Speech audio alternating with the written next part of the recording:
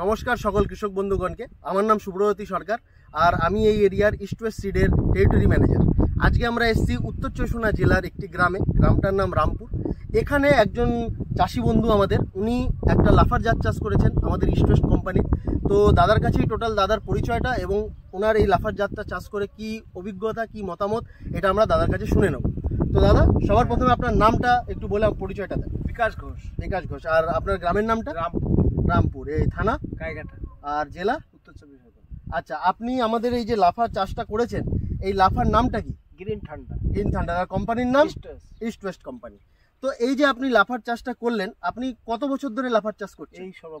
এই সর্বপ্রথম এইবারটা লাফার চাষ করেছেন। আচ্ছা, তো এই লাফার চাষটা করে আপনাদের এই গ্রামে আমি শুনলাম কি নর্মালি গরমের সময় বা বর্ষার সময় লাফার চাষটা হয়, শীতের সময় কি আপনাদের এখানে লাফার চাষ হয়? না, হয় না। আচ্ছা, তো এইটা আপনি রিস্ক নিয়ে প্রথমবার ঠান্ডার সময় আপনি এই লাফার জাতটা চাষ করলেন, তাই তো? তো আপনার কি অভিজ্ঞতা ঠান্ডার সময় চাষ করে? আপনার আগে কিছু মনে হয়েছে কিনা? একটা ভয়ভ্রান্তি থাকে, মনে হচ্ছে হবে কিনা, তার জন্য ভাবছিলাম। তারপরে এখন অনেকটা ঠিক হয়ে গেছে। ঠিক হয়ে গেছে সারটা দিয়ে, তেলটা দিয়ে। হ্যাঁ। তো শুরুতে আপনার এটা কেন মনে হয়েছিল কি শীতের সময় হবে কিনা? আমাদের দিকে করে না তো অনেকে, ওই অভিজ্ঞতাটা নেই, তার জন্যই। আচ্ছা, তো আপনি ভেবেছিলেন কি শীতের সময় হবে কি হবে না, তো তার ক্ষেত্রে একটা আপনার ভয়ভ্রান্তি ছিল। তো এখন আপনি মোটামুটি কয়বার আপনার ফল তোলা হয়ে গেছে? এটা 4বার হয়েছে। 4বার হয়েছে। তো এখন আপনি যে ক্রপের কন্ডিশনটা দেখছি আমি, যে পরিস্থিতিটা এখন আমাদের এই লাফার জাতের আছে, আমি বলবো একটু কেমন পরিস্থিতি আছে সেটা দেখানোর জন্য।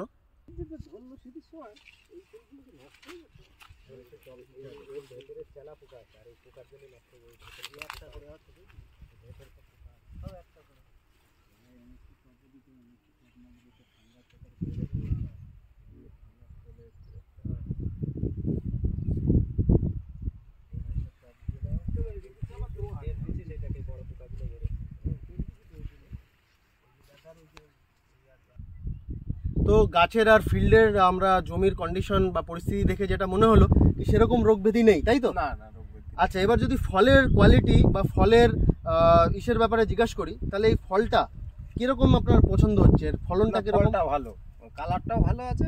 কালারটাও ভালো। আচ্ছা, কালার কি ডিপ সবুজ আছে? হ্যাঁ, ডিপ সবুজ। আচ্ছা, আর লম্বাতে কতটা হচ্ছে?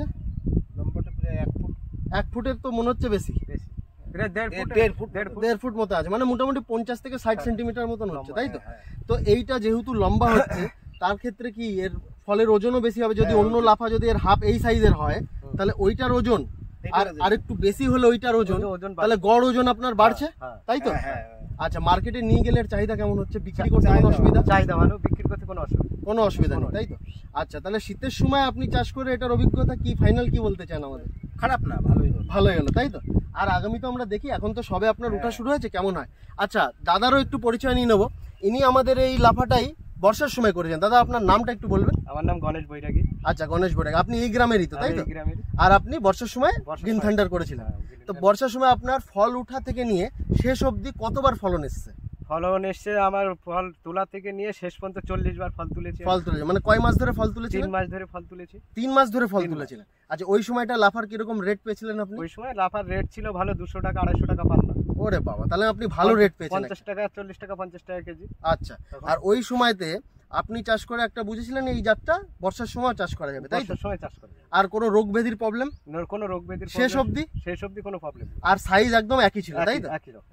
তাহলে যেটা বোঝা যাচ্ছে আমাদের চাষি বন্ধুদের সাথে কথা বলে কি বর্ষার সময় ভালো হয়েছে, শীতের সময় আমরা যা দেখছি কি একটা ভয়ভ্রান্তি থাকে চাষিদের কি শীতে লাফা চাষটা হবে কিনা, সেই জায়গাও দাঁড়িয়ে আমরা দেখছি কালার থেকে নিয়ে সাইজ থেকে নিয়ে সব কিছু একদম এ কোয়ালিটি আছে।